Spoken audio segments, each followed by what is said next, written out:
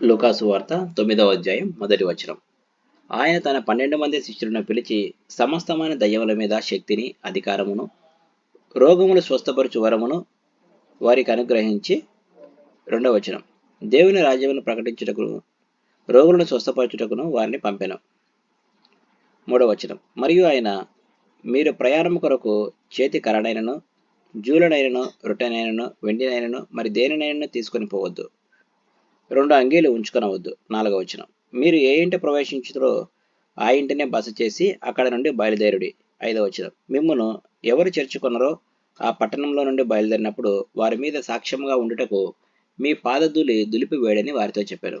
6వ వచనం, వారు బయలుదేరి అంతటను సువార్త ప్రకటించుచు రోగులను స్వస్థపరచుచు గ్రామములలో సంచారము చేసిరి. 7వ వచనం, చతుర్థాధిపతి అయిన హేరోదు జరిగిన కార్యములన్నింటినీ గూర్చి విని ఎటు తోచక ఉండెను. ఏలయనగా కొందరు యోహాను మృతులలో నుండి లేచిననియు, 8వ వచనం, కొందరు ఏలియా కనబడిననియు, కొందరు పూర్వకాలపు ప్రవక్త ఒకడు లేచిననియు చెప్పుకొనిచుండిరి. 9వ వచనం, అప్పుడు హేరోదు, నేను యోహానును తలగొట్టించితిని గదా, ఎవని గురించి ఇటు సంగతులు వినిచున్నానో అతడెవడో అని చెప్పి ఆయనను చూడగోరెను.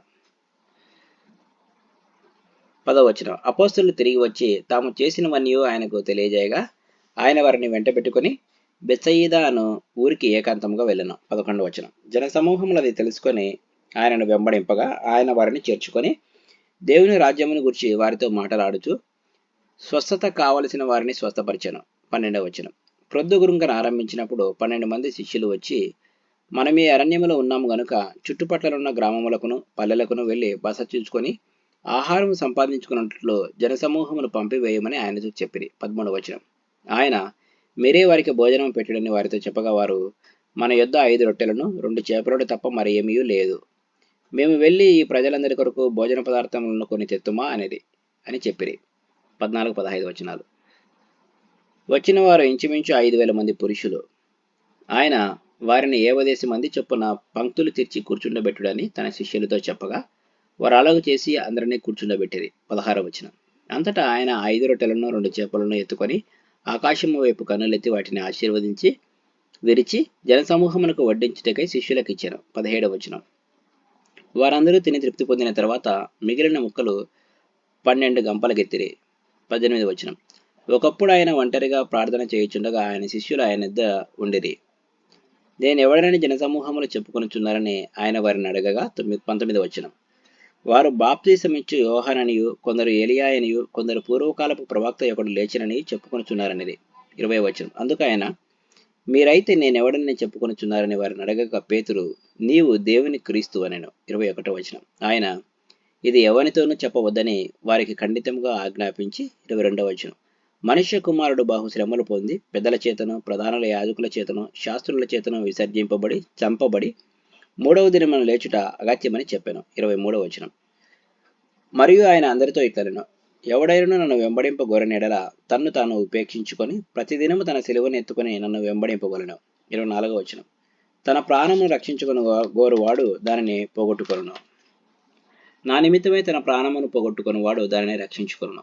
25వ వచనం, ఒకడు లోకమంతయు సంపాదించి తన్ను తాను పోగొట్టుకొనిన ఎడల లేక నష్టపరుచుకుని ఎడల వానికి ఏమి ప్రయోజనము. 26వ వచనం, నన్ను గుర్చి నా మాటలను గుర్చి సిగ్గుపడి వాడేవాడో వారి గురించి మనుష్య కుమారుడు తనకును తన తండ్రికిని పరిశుద్ధ దూతలకును కలిగి ఉన్న మహిమతో వచ్చినప్పుడు సిగ్గుపడును. 27వ వచనం, ఇక్కడ నిలిచిన వారిలో కొందరు దేవుని రాజ్యమును చూచు వరకు మరణము రుచి చూడరని నేను మీతో నిజముగా చెప్పుచున్నాను నేను. 28వ వచనం, ఈ మాటలు చెప్పినది మొదలుకొని రమారమి 8 దినములైన తర్వాత ఆయన పేతురును, యోహానును, యాకోబును వెంటబెట్టుకొని ప్రార్థన చేయుటకు ఒక కొండ ఎక్కెను. 29వ వచనం, ఆయన ప్రార్థించుచుండగా ఆయన ముఖరూపము మారెను, ఆయన వస్త్రములు తెల్లనివై దగదగా మెరిసెను. 30వ వచనం, మరియు 2 పురుషులు ఆయనతో మాట్లాడుచున్నది, వారు మోషే, ఎలియా అనువారు. 31వ వచనం, వారు మహిమతో అగపడి ఆయన యెరూషలేములో నెరవేర్చబోవు నిర్గమమును గూర్చి మాట్లాడుచున్నది. 32వ వచనం, పేతురును అతనితో కూడా ఉన్నవారును నిద్రమత్తుగా ఉండిరి. వారు మేల్కొన్నప్పుడు ఆయన మహిమను ఆయనతో కూడా నిలిచి ఉన్న 2 పురుషులను చూచిరి. 33వ వచనం, ఆ 2 పురుషులు ఆయన యుద్ధ నుండి వెళ్ళిపోచుండగా ఈ పేతురు యేసుతో, ఏలినవాడా, మనం ఇక్కడ ఉండుట మంచిది, నీకు ఒకటి, మోషేకు ఒకటి, ఎలియాకు ఒకటి 3 పర్ణశాలలు మేము కట్టుదామని తాను చెప్పినది దాని నెరవేర్కయే చెప్పాను. 34వ వచనం.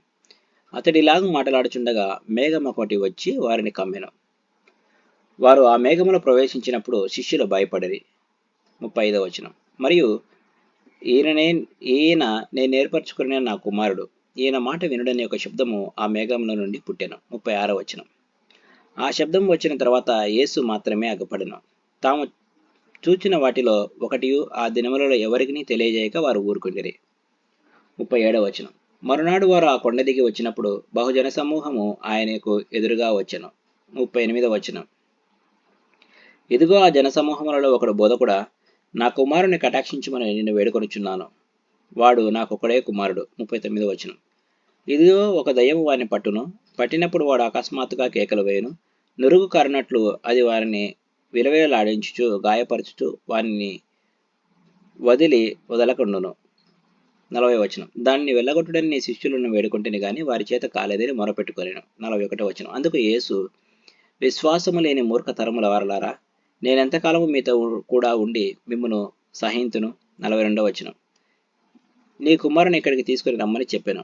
వాడు వచ్చుచుండగా ఆ దయ్యము వారిని పడద్రోసి విలవిలలాడించెను. యేసు ఆ అపవిత్రాత్మను గద్దించి బాలుని స్వస్థపరిచి వారి తండ్రికి అప్పగించెను. 43వ వచనం. కనుక అందరూ దేవుని మహిమాత్యమును చూచి ఆశ్చర్యపడిరి. 44వ వచనం. ఆయన చేసిన కార్యములన్నిటినీ చూచి అందరూ ఆశ్చర్యపడుచుండగా ఆయన ఈ మాటలు మీ చెవులలో నాటనీయుడి. మనుష్య కుమారుడు మనుషుల చేతికి అప్పగింపబడబోచున్నాడని తన శిష్యులతో చెప్పాను. 45వ వచనం. అయితే వారు ఆ మాట గ్రహింపకుండానట్లు అది వారికి మరుగు చేయబడదు గనుక వారు దానిని తెలుసుకొనలేదు. మరియు ఆ మాటను గూర్చి వారు ఆయనను అడగవెరచిరి. 46, 47 వచనాలు. తమలో ఎవడు గొప్పవాడా అని వారిలో తర్కము పుట్టగా యేసు వారి హృదయాలోచన ఎరిగి ఒక చిన్న బిడ్డను తీసుకుని తన యొద్దకు నిలవబెట్టి 48వ వచనం. ఈ చిన్న బిడ్డను నా పేరట చేర్చుకున్నవాడు నన్ను చేర్చుకొనును, నన్ను చేర్చుకున్నవాడు నన్ను పంపిన వారిని చేర్చుకొనును. మీ అందరిలో ఎవడు అత్యల్పుడై ఉండునో వాడే గొప్పవాడని వారితో చెప్పాను. 49వ వచనం. యోహాను ఏలినవాడా, ఎవడో ఒకడు నీ పేరిట దయ్యములను వెళ్ళగొట్టగా మేము చూచితిమి, వాడు మనలను వెంబడించి వాడు కాడు గనుక వారిని ఆటంకపరిచితమని చెప్పాను. 50వ వచనం. అందుకు యేసు, మీరు వారిని ఆటంకపరచకుడి, మీకు విరోధి కాని వాడు మీ పక్షమున ఉన్నవాడే అని అతనితో చెప్పాను. 51వ వచనం.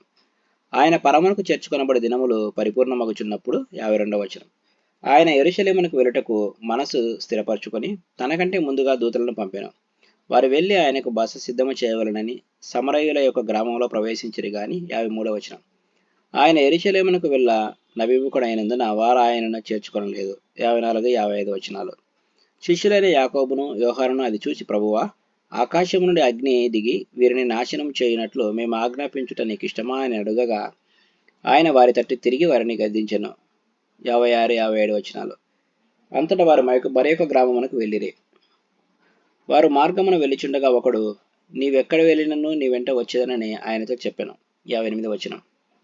అందుకు యేసు, నక్కలకు బొరియలను ఆకాశ పక్షులకు నివాసములను కలవు గాని మనుష్య కుమారునికి తలవాల్చుకున్నట్టుకైనను స్థలము లేదని అతనితో చెప్పాను. 59వ వచనం. ఆయన మరి ఒకనితో నా వెంట రమ్మని చెప్పాను. అతడు, నేను వెళ్ళి మొదట నా తండ్రిని పాతిపెట్టి వచ్చుటకు సెలవిమ్మని మనవి చేశాను. 60వ వచనం. అందుకు ఆయన, మృతులు తమ మృతులను పాతిపెట్టుకునిమ్ము, నీవు వెళ్ళి దేవుని రాజ్యమును ప్రకటించమని వానితో చెప్పాను. 61వ వచనం. మరి ఒకడు, ప్రభువా, నీ వెంట వచ్చేదను గాని నా ఇంటనున్న వారు వద్ద సెలవు తీసుకుని వచ్చుటకు మొదట నాకు సెలవు ఇవ్వమని అడగగా. 62వ వచనం. యేసు, నాగటి మీద చేయి పెట్టి వెనక తట్టు చూచువాడెవడనో దేవుని రాజ్యమునకు పాత్రుడు కాడని వానితో చెప్పాను. Praise the lord.